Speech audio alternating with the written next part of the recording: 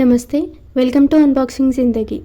In this video, I am going to tell about how to order on Bewakoof application and how to use Bewakoof wallet money and Bewakoof credits.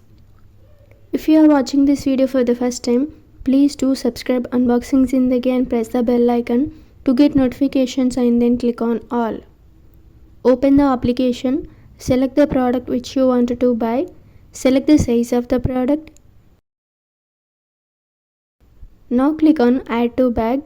After that click on go to bag. The price of the product is 369 rupees. I have Bewakoof credits 37 rupees. Now the total price is 332 rupees. I have some Bewakoof cash. Now the total price is 0.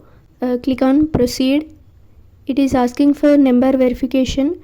Enter your number and click on get OTP. They will send an OTP to your registered mobile number. Enter OTP and then click on verify.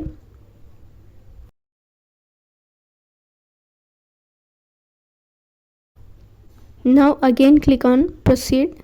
Click on deliver here. And the last step is click on place order.